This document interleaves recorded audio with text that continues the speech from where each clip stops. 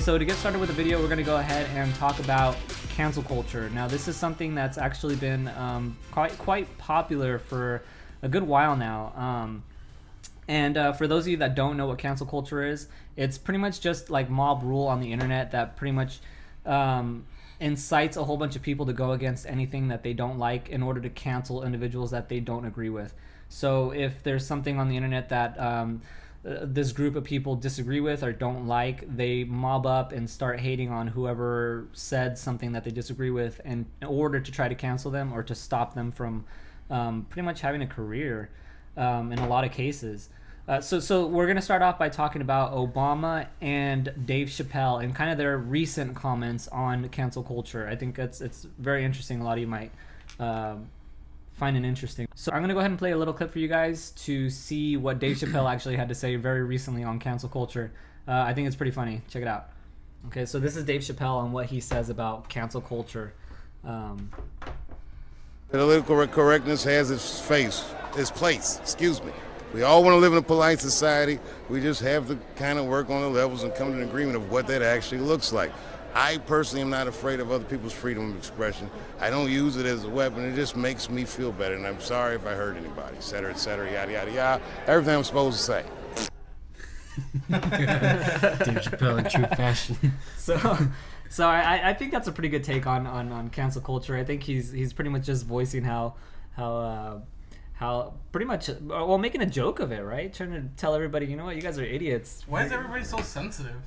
And that's pretty much it. Like, did you guys hear about the what is it, the colleges out there right now that are trying to I forget what it is. They want to stop people from dressing up in Halloween costumes that are sensitive to people that are from that religion. Like, if you want to, let's say you're white and you want to dress up as like Jasmine or something like that, well, it's insensitive because you're not Muslim, or you're not from Saudi Arabia. Yeah, is that her ethnicity? What's her ethnicity? Something like that.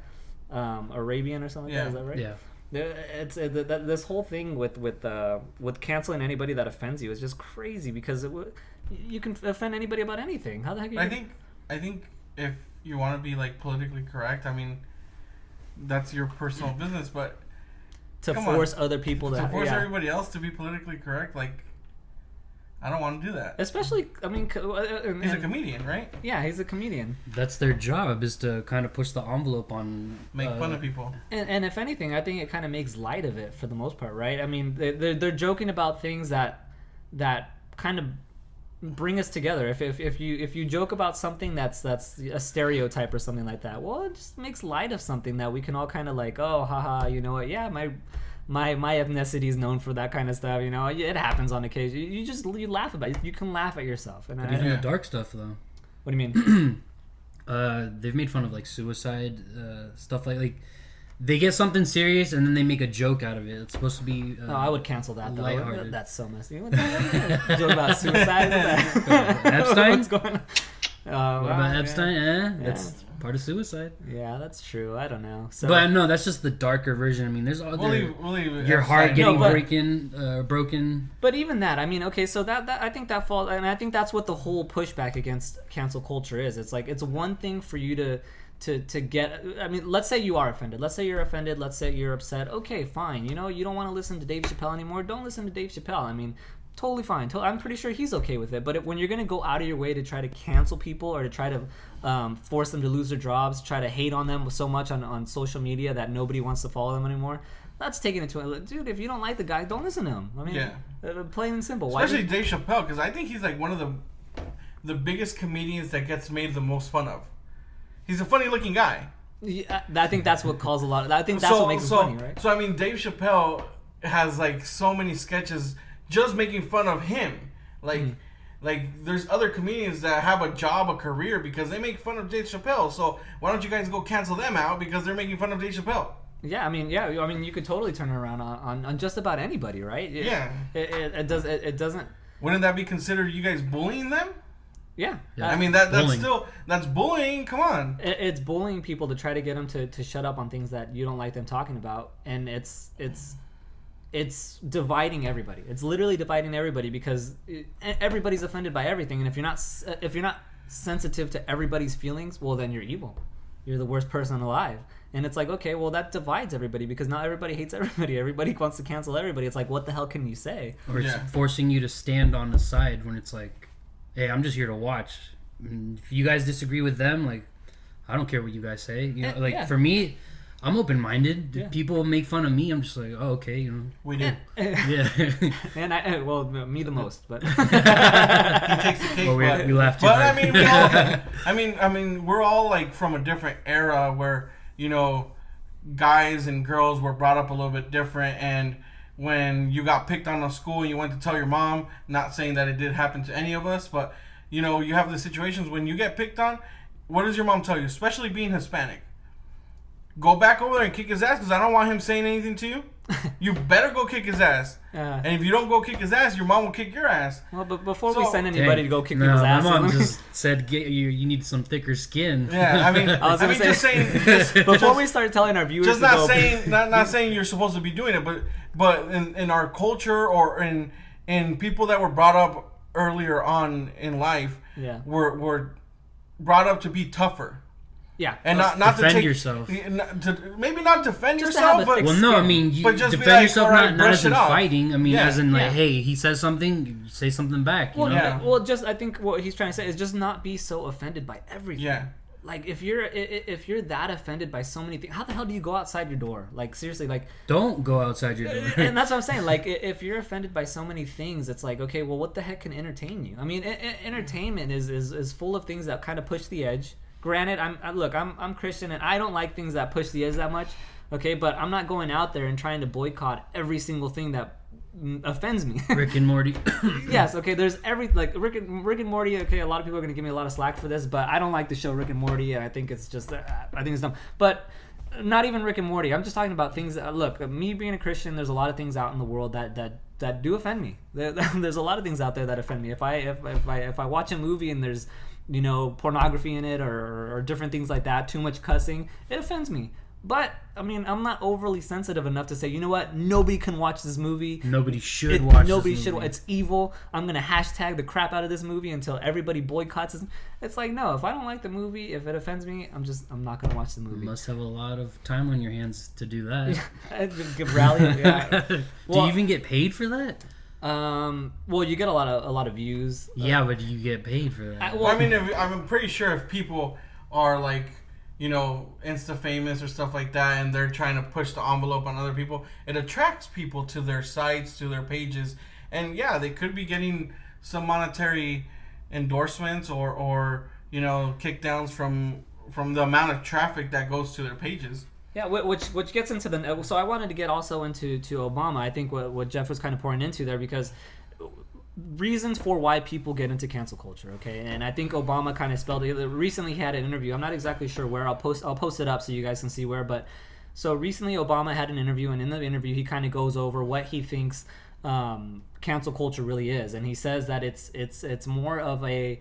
well, let me read the article for you guys, and you can check it out. Okay, so this article is on the New York Times, and it's by Emily S. I want to say Rube. Oh, sorry, it's Rueb. So however you pronounce that. I am offended. Don't cancel me. Okay, so I'm going to go ahead and read this article. Former President Barack Obama made a rare foray into the culture conversation this week, objecting to prevalence of call-out culture and wokeness during an interview about youth activism at Obama Foundation Summit on Tuesday. So that's the name of where he had the interview. For more than an hour, Mr. Obama sat on stage with the actress Yari Shahidi and several other young leaders from around the world. The conversation touched on leadership, grassroots, change, and the power places have to shape our journeys, the Obama Foundation said. But it was his remarks about young activists that have ricocheted around the internet, mostly receiving praise from a cohort of bipartisan and intergenerational supporters.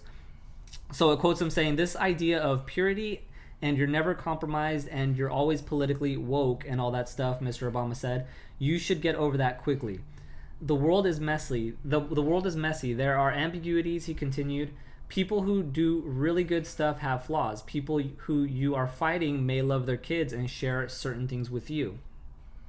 Mr. Obama spoke repeatedly of the role of social media and activism specifically, including the idea of what's become known as cancel culture, what is much remarked upon but still nebulously defined. It tends to refer to the behavior that mostly plays out on the internet, which when someone has said or done something to which others object. That person is then condemned in a flurry of social media posts, such as people are often referred to as canceled. A way of saying that many others and perhaps the places at which they work are fed up with them and will have no more to do with them. Okay, so pretty much just kind of going over the idea of what cancel culture is, which we went over earlier.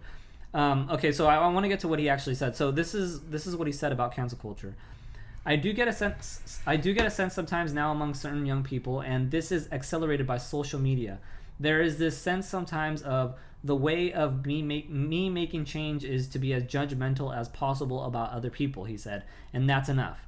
Like, if I tweet or hashtag about how you didn't do something right or use the wrong verb, he said, then I can sit back and feel pretty good about myself because, man, you see how woke I was. I called you out.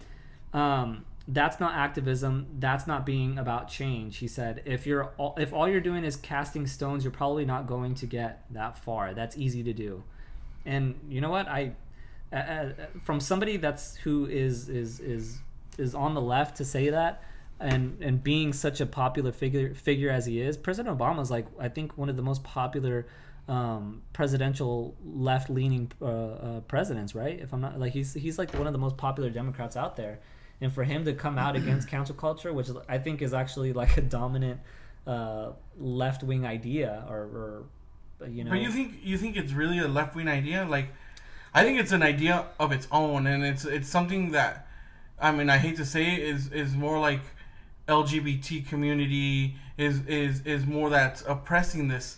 Well, and they're the ones that are trying to, you know, fight for this kind of stuff. Because if you go back to everything that Dave Chapelle says, I mean, it hurts them the most, but I think it's not really political in a certain way. Mm-hmm. I think it's more of a social thing. Yeah, and that's what he gets into. He's pretty much saying, look, you guys are just trying to, what does he say? He says, so what Obama's trying to say here is that, look, you guys are just virtue signaling. You're literally just trying to look good for your peers. That's it. You want to look like a good person. So you think in order for you to look like a good person, well, I got to call out people on what I believe are injustices. So you're acting out in front of your friends. Yeah, and it's a false activism. It's like doing something for your followers. It's like, if you think it's right and you do it for your followers, you're just doing it. It's pretty much just doing it for the hype. Yeah, it's not even a big issue, or you don't even really care that much, but you're doing it because you know it's going to either draw views or it's going to make you look good, right? Oh, look, Angel called out Jeffrey on so-and-so topic. Ooh, that must mean that Jeffrey's evil and Angel's a good person for calling him out on that. I'm not evil. But did I really do anything other than just kind of shame this guy for something that I didn't like and make myself feel better? and that's pretty much what Obama, I think, is saying here. Is like, look, that's not really activism. If you want to do activism, you know, go fight for something that actually, you know, is worth fighting for. Yeah, like if you want to be an activist, you know, fight for world hunger, fight for saving the ocean, fight for deforestation, things that matter to the world, not to your community, to the world. Like if you want to save the world, you know, go clean a beach, go plant some trees, you know, take care of the elderly, or do something that really matters, not something that's shaming other people or that is causing other people's careers, jobs, families, you know, stuff like that could hurt people. You're not doing good. You're just doing something that is enticing other people to fight back. And I think you did a great job. I completely agree with that. And the only thing I'll add on is you guys are just simply doing it to make yourselves feel better. There's no, I mean, to make yourself feel better, and there's no reasoning behind it other than you don't agree with them. That's it. They're just being greedy. Yeah, you're not doing it because you're trying to save the world or to even save a culture or to save. The only thing you're doing is you're attacking someone because they have opinions that you don't like. That's it. Yeah. You're not benefiting anything. What are you saving? You're not saying you canceled a person from being a comedian. Good job. I'm still gonna watch him, even though I haven't even. You know, this is going off from his recently, from from his Netflix special that just came out. Haven't watched it. I mean, I'm not really a big Dave Chapelle fan to a certain extent. I mean, I like some of his jokes. You know, I've watched him on YouTube a couple times and stuff like that. He's funny. I watched him when he was a little bit, you know, younger, I guess. Yeah. But it's not something that attracts to me. And then I heard it was a lot of, you know, controversy because he went at it for the LGBT community. You know, a lot of he, she, you know, stuff and, you know, homosexual stuff. And, you know, I mean, he's a comedian, and what can you do? You know, the comedian, that's his job. But you want to cancel him out for that? I mean, you know, go ahead, do your thing. I don't know. It's just not something that I will do, because everybody is entitled to their own opinion, and everybody should be able to do whatever they want with their platform, like you guys kind of do with your own platforms. But I just don't really care for the special either. This is something that we see a lot in the mainstream media. But the reason why I brought it up, and especially in this video, is just because I kind of wanted to actually kind of shed some good light on the fact that I think there's a return to normalcy. I mean, maybe very slowly, but the fact that like people like Dave Chapelle are speaking up, and now President Obama, who's just a very popular political person, I think hopefully, you know, we'll see a return to normalcy where people aren't just doing this stuff, trying to shut down people, cancel people, just for the mere fact that they want to virtue signal. So I don't know, maybe we'll see that return to normalcy. Hopefully, we'll see that.